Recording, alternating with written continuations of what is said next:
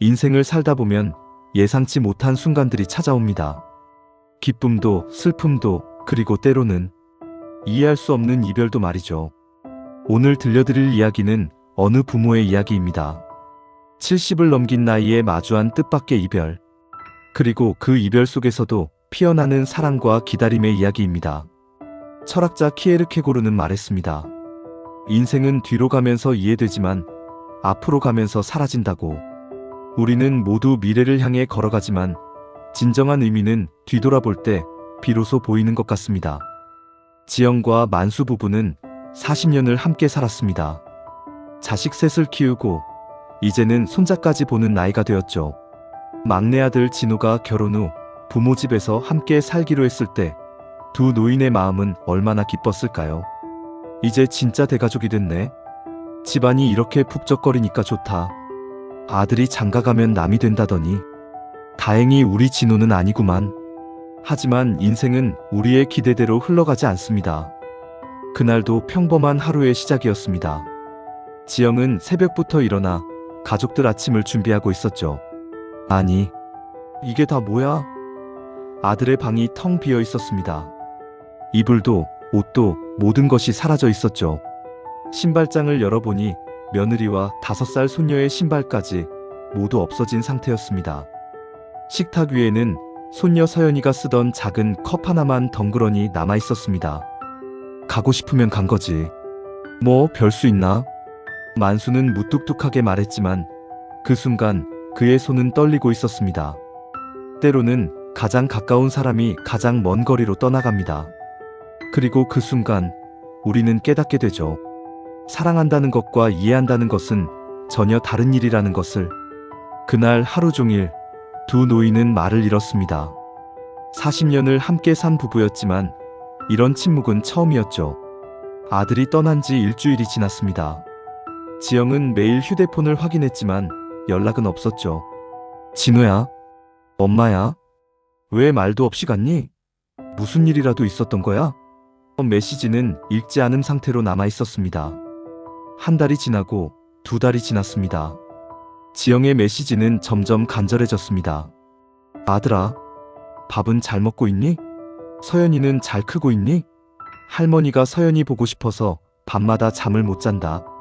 아버지 만수는 겉으로는 무심한 척했지만 밤마다 마당을 서성이곤 했습니다. 40년 넘게 함께 산 아내의 마음을 모를 리 없었죠. 됐어, 그만해. 올 놈이면 오고 안 올 놈이면 안 오는 거야. 하지만 그의 목소리에는 힘이 없었습니다. 동네 사람들이 안부를 물어올 때마다 지영은 애써 웃으며 대답했습니다. 아들 잘 지내지? 제주도 생활은 어때? 그럼요, 잘 지내죠. 바쁘다고 연락을 잘 못하네요. 하지만 그 말을 하고 나면 가슴 한구석이 무너지는 것 같았습니다. 기다림이란 참 묘한 감정입니다. 희망과 절망 사이에서, 사랑과 원망 사이에서 흔들리죠. 그럼에도 우리가 기다리는 이유는 무엇일까요? 아마도 그것이 사랑의 다른 이름이기 때문일 것입니다. 집안의 공기는 점점 무거워져 갔습니다. 두 노인의 하루는 서로를 위로하지도, 그렇다고 혼자 슬퍼하지도 못하는 애매한 시간들로 채워져 갔습니다. 깊은 밤이 되면 지영은 혼자만의 시간을 가졌습니다. 아버지가 잠든 사이 그녀는 휴대폰을 붙잡고 있었죠. 진호야, 엄마가 뭘 잘못했니? 네가 힘들면 얘기하지. 왜 말도 없이 가버렸니? 대답은 없었습니다. 밤의 정적 속에서 그녀의 한숨소리만 들렸을 뿐이었죠. 서연아, 할머니가 해준 미역국 생각나니? 너 그거 좋아해서 맨날 해달라고 했잖아. 그때 문득 손녀와 함께했던 순간들이 떠올랐습니다. 할머니, 나 할머니가 제일 좋아. 그래? 우리 서연이도 할머니가 제일 좋아하는데. 그 기억들이 지금은 가슴을 찢어 놓았습니다. 지영은 결국 베개를 끌어안고 소리 없이 흐느꼈습니다. 그 모습을 문틈 사이로 지켜본 만수. 그는 아무 말도 하지 않고 부엌으로 향했습니다. 만수는 담배를 들고 마당으로 나갔지만 불을 붙이지 못했습니다. 손이 떨려서였죠. 아들놈, 왜 이렇게 했을까? 노년의 슬픔은 젊은 시절의 슬픔과 다릅니다. 시간이 많지 않다는 것을 알기 때문에 더 깊고 더 묵직합니다. 하지만 그만큼 사랑도 더 순수해지죠. 이해하려 애쓰기보다는 그냥 사랑하게 됩니다. 그날 밤 두 노인은 각자의 방식으로 아들과 손녀를 그리워했습니다. 40년을 함께 살면서도 이런 깊은 외로움은 처음이었죠. 주님, 제가 뭘 잘못했나요? 이 늙은 것들이 뭘 그렇게 잘못했길래? 신앙심이 깊었던 지영에게 이번 일은 신에 대한 원망으로까지 이어졌습니다. 70평생 착실하게 살아온 자신에게 왜 이런 시련이 왔는지 이해할 수 없었죠. 석 달이 지나도록 아들의 소식이 없자 지영은 큰딸 선영에게 전화를 걸었습니다. 선영아, 네 동생 혹시 연락 안 왔니? 없어요, 엄마. 저도 연락이 안 돼요. 네 동생이 왜 이러는 거니? 내가 뭘 잘못한 거 있니? 서연이라도 보고 싶은데. 엄마, 솔직히 말씀드릴게요. 동생 문제는 어제 오늘 일이 아니에요. 늘 자기 생각만 하고 남 생각은 안 하잖아요. 선영의 목소리는 차가웠습니다. 엄마도 이제 정신 차리세요. 동생은 엄마를 버린 거예요. 자식이 부모를 버리고 가는데 뭘 더 기다려요? 그 순간 전화기 너머로 정적이 흘렀습니다. 이제 잊고 사세요. 동생은 안 와요. 지영은 아무 말도 할 수 없었습니다. 수화기를 든 손이 떨리기 시작했죠. 전화를 끊고 나자 지영은 그 자리에서 무너져 버렸습니다. 거실에서 이 모든 대화를 들은 만수. 그는 조용히 거실 불을 끄고 등을 돌렸지만 그의 얼굴은 고통으로 일그러져 있었습니다. 가족이라는 이름 안에도 서로 다른 상처와 생각이 존재합니다. 큰딸의 말이 틀린 건 아닐지도 모르죠. 하지만 부모의 마음은 그런 이성적 판단을 뛰어넘습니다. 옳고 그름보다는 그냥 보고 싶고 안고 싶은 마음이 앞서는 거죠. 그날 밤 지영은 처음으로 큰딸에게도 원망의 마음을 품었습니다. 어떻게 친동생을 그렇게 차갑게 말할 수 있을까? 하지만 동시에 생각했죠. 혹시 선영이 말이 맞는 건 아닐까? 어느 날 지영은 베란다 구석을 정리하게 되었습니다. 그곳에서 먼지가 쌓인 작은 상자를 발견했죠. 상자를 열어보니 손녀 서연이의 물건들이 들어있었습니다. 작은 인형, 색칠 공책, 그리고 할머니가 사준 분홍색 운동화까지. 이거 서연이 인형이잖아. 지영은 그 인형을 조심스럽게 손에 들었습니다. 이거 안고 맨날 잤는데 왜 두고 갔을까? 색칠 공책을 펼쳐보니 서연이가 그린 그림들이 나왔습니다. 할머니, 할아버지, 엄마, 아빠가 함께 있는 가족 그림들이었죠. 할머니하고 할아버지가 제일 크게 그려져 있네. 그 순간 눈물이 터져 나왔습니다. 이 운동화 신고 마당에서 뛰어다니던 게 엊그제 같은데? 이 옷 입고 할미 보고 웃어줬는데? 지영은 인형을 끌어안고 오열했습니다. 그 모습을 뒤에서 지켜본 만수. 그는 등을 돌린 채 서 있었지만 어깨가 크게 떨리고 있었습니다. 그 조그마한 것이 얼마나 할미를 좋아했는데? 만수는 서연이와의 추억을 떠올렸습니다. 할아버지, 어깨 위로 올려줘. 그래, 우리 서연이. 할아버지 어깨가 제일 높지? 응. 할아버지 어깨가 세상에서 제일 높아. 추억이란 참 신기한 것입니다. 그 순간에는 너무 일상적이어서 소중한 줄 몰랐는데 사라지고 나니 그 모든 순간이 보석처럼 빛나죠. 우리는 항상 그때 좀 더 소중히 여길 거리라고 후회하지만 사실 그때의 우리는 최선을 다했던 것일지도 모릅니다. 그날 오후 두 노인은 손녀의 물건들을 다시 정리하며 조용히 이야기를 나누었습니다. 이런 것들을 두고 갔다는 건 급하게 간 거겠지. 그럼 언젠가는 가지러 올까? 모르겠다. 모르겠어. 어느 날 저녁 만수는 소주 한 병을 꺼내 들었습니다. 평소에 술을 많이 마시지 않던 그였지만 그날은 달랐죠. 왜 갑자기 술을? 그냥 마시고 싶어서. 한 잔, 두 잔. 술이 들어가자 만수는 처음으로 속내를 털어놓기 시작했습니다. 나는 괜찮은 줄 알았어. 뭐가? 아들놈이 간 것. 나는 별로 상관없는 줄 알았다고. 지영은 남편의 얼굴을 유심히 바라봤습니다. 40년을 함께 살면서도 이렇게 솔직한 모습을 보기는 처음이었죠. 아들놈, 나 닮아서 고집만 세고 그래도 언젠간 돌아올 거라고 믿었거든. 만수는 담배를 꺼냈지만 불을 붙이지 못한 채 손이 떨렸습니다. 그런데 말이야, 밤에 잠이 안 와. 진짜 안 오는 거 아닌가 싶어서. 당신도 그랬구나. 지영은 조용히 남편의 손을 잡았습니다. 40년 부부 생활 중에서 이런 순간이 얼마나 되었을까요? 나도 서연이 보고 싶어. 그 조그만한 것이 할아버지하고 웃어주던 게 그게 그렇게 그리울 줄 몰랐어. 그때 비로소 두 사람은 함께 눈물을 흘렸습니다. 40년 결혼 생활에서 처음으로 서로의 마음 깊은 곳을 본 순간이었죠. 나이가 들수록 우리는 더 솔직해져야 합니다. 젊을 때는 체면이나 자존심이 중요했지만 이제는 진짜 중요한 것이 무엇인지 알게 되죠. 사랑하는 사람 앞에서 약한 모습을 보이는 것, 그것이야말로 진정한 용기일지도 모릅니다. 당신, 우리 그래도 기다려봐요. 조금만 더. 그래, 기다려보자. 우리한테 그것밖에 남은 게 뭐 있겠어.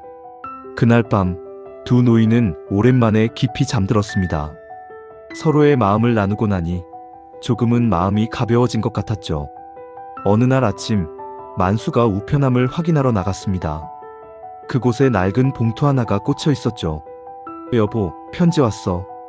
편지? 요즘 누가 편지를? 봉투를 보는 순간 지영의 손이 떨렸습니다. 아들 진호의 글씨였습니다. 진호 글씨야. 떨리는 손으로 편지를 열어보니 짧은 글이 적혀 있었습니다. 아버지, 어머니께? 진호입니다. 갑자기 연락도 없이 떠나서 죄송합니다. 제 삶이 너무 힘들어서 그냥 도망치고 싶었습니다. 지영의 목소리가 떨렸습니다. 하지만 부모님과 서연이를 잊은 적은 한 번도 없습니다. 서연이가 할머니, 할아버지 보고 싶어해요. 조금만 시간을 주세요. 꼭 찾아뵙겠습니다. 편지를 다 읽고 지영은 그것을 가슴에 안고 흐느꼈습니다. 살아있어. 우리 아들이 살아있어. 만수는 담담한 표정으로 말했지만 그의 눈시울은 붉어져 있었습니다. 놈이 아직 살아있구만. 그것만으로도 다행이야. 때로는 작은 소식 하나가 우리에게 큰 힘이 됩니다. 완전한 해결책은 아니더라도 희망의 끈을 놓지 않게 해주죠. 인생이란 그런 작은 희망들로 이어져 있는 것 같습니다. 그날 이후 두 노인의 표정은 조금씩 밝아졌습니다. 완전히 안심할 수는 없었지만 적어도 아들이 살아있다는 것, 그리고 언젠가는 돌아오겠다는 약속이 있다는 것, 그것만으로도 충분한 위로가 되었죠. 서연이가 우리 보고 싶어 한다니까. 그 말 하나로도 견딜만해. 그래, 기다려보자. 우리 오래 기다렸는데 조금 더 기다릴 수 있어. 편지를 받고 6개월이 더 지났습니다. 봄이 오고 여름이 갔고 이제 가을이 깊어져 갔죠. 두 노인의 일상에도 조금씩 변화가 생겼습니다. 마당에 감이 주렁주렁 달렸네. 서연이가 좋아했던 건데 따서 상자에 담아둘까? 혹시 오면 줄 수 있게. 그들은 손녀를 위해 감을 땄고 아들을 위해 그가 좋아하던 김치를 담갔습니다. 오지 않을 수도 있다는 걸 알면서도 기다림을 멈출 수 없었죠. 어느 날 동네 어르신 한 분이 비슷한 경험담을 들려주었습니다. 우리 아들도 그랬어.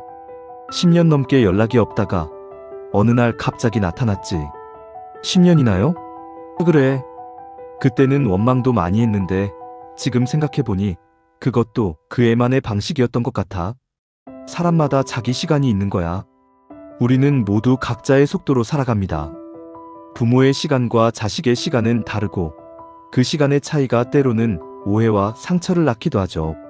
하지만 결국 사랑은 그 모든 시간의 차이를 이해하고 기다려주는 것이 아닐까요? 계절이 바뀌면서 두 노인은 서서히 받아들이기 시작했습니다. 아들의 선택을, 그리고 자신들의 기다림을. 당신, 우리가 뭔가 잘못했을까요? 잘못했을 수도 있고 아닐 수도 있고. 그런데 그게 중요한가? 지금은 그냥 우리 아들이고 손녀라는 게 중요한 거 아닌가? 만수의 말에 지영은 고개를 끄덕였습니다. 70이 넘어서야 깨닫게 된 진리였죠. 그날 밤 지영은 손녀의 인형을 곁에 두고 잠이 들었습니다. 꿈속에서 서연이가 달려왔죠. 할머니, 우리 서연이? 할머니, 우리 집 정말 좋아요. 바다도 보이고 새들도 많이 와요. 그래? 그럼 할머니도 가서 봐도 될까? 당연하지. 할머니, 할아버지 꼭 오세요. 지영은 꿈속에서도 눈물을 흘렸지만 이번에는 슬픔의 눈물이 아니었습니다. 한편 만수는 마당에 서서 별이 가득한 하늘을 올려다보고 있었습니다. 그래, 언젠가는 오겠지. 아니면 우리가 가든지. 그 순간 만수는 문득 생각했습니다. 기다리기만 할 것이 아니라 자신들이 먼저 다가가는 것도 방법이라고. 여보, 우리 제주도 한번 가볼까? 제주도를요? 그래. 아들을 찾으러 가는 게 아니라 그냥 구경 삼아서. 지영은 남편의 제안에 조금씩 마음이 움직였습니다.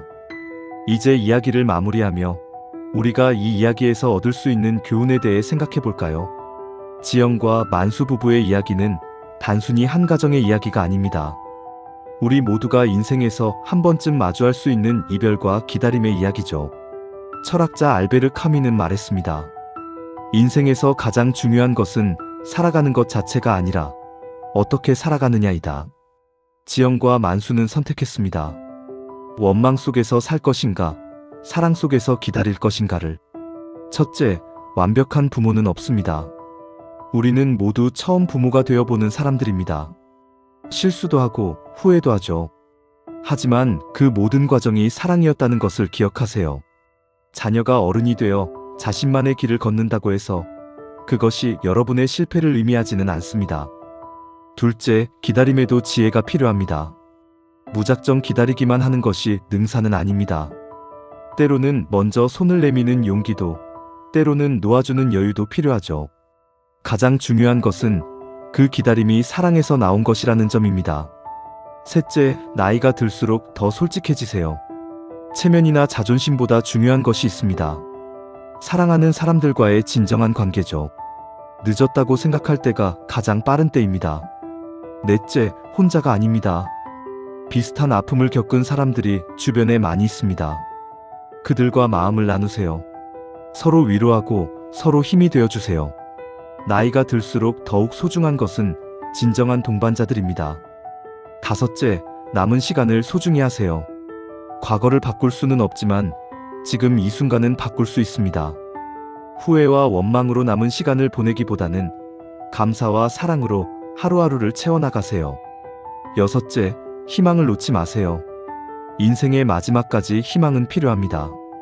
그것이 아들의 연락일 수도 있고, 새로운 만남일 수도 있고, 아니면 내 자신의 작은 변화일 수도 있죠. 희망이 있는 한 우리는 계속 앞으로 걸어갈 수 있습니다. 지영과 만수의 이야기는 여기서 끝나지 않습니다. 그들의 내일은 오늘보다 조금 더 밝을 것이고, 그들의 기다림은 언젠가 보람있는 만남으로 이어질 것입니다. 이 이야기를 들으시는 모든 분들께 전하고 싶습니다. 여러분의 인생에도 예상치 못한 이별들이 있었을 것입니다. 자식과의 갈등, 배우자와의 오해, 친구와의 소원함. 그런 순간들이 여러분을 힘들게 했을 수도 있어요. 하지만 기억하세요. 모든 관계에는 계절이 있습니다. 겨울같이 추운 시간이 있어도 언젠가는 봄이 옵니다. 노자는 말했습니다. 물은 돌을 이기고 부드러움은 강함을 이긴다고. 나이가 들수록 우리에게 필요한 것은 강함이 아니라 부드러움입니다.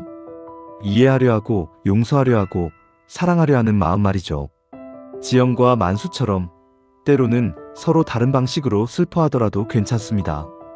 때로는 혼자만의 시간이 필요할 때도 있고, 때로는 함께 울어야 할 때도 있죠. 중요한 것은 포기하지 않는다는 것입니다. 사랑을 포기하지 않고, 희망을 포기하지 않고, 그리고 무엇보다 자기 자신을 포기하지 않는다는 것. 오늘 밤 잠자리에 들기 전에 한번 생각해 보세요. 여러분이 기다리고 있는 사람이 있나요? 아니면 여러분을 기다리고 있는 사람이 있나요? 그 사람에게 작은 메시지라도 보내보세요. 안녕히 지내고 있나요? 보고 싶습니다. 사랑합니다. 간단한 한마디가 누군가에게는 큰 위로가 될 수 있습니다. 지영과 만수의 이야기는 아직 끝나지 않았습니다. 그들의 기다림이 어떤 결말을 맞을지는 아무도 모르죠. 하지만 분명한 것은 그들이 사랑으로 기다리고 있다는 것입니다. 그리고 그 사랑이야말로 인생의 가장 소중한 보물이 아닐까요? 집 불빛이 따뜻하게 타오르고 있습니다. 그 불빛 속에서 오늘도 누군가를 기다리는 사람들이 있습니다. 여러분도 그 따뜻한 불빛 중 하나가 되시길 바랍니다. 오늘의 이야기를 들어주셔서 감사합니다. 내일은 오늘보다 더 따뜻한 하루가 되시길, 그리고 기다림의 끝에 반가운 만남이 있으시길 바랍니다. 좋은 꿈 꾸세요.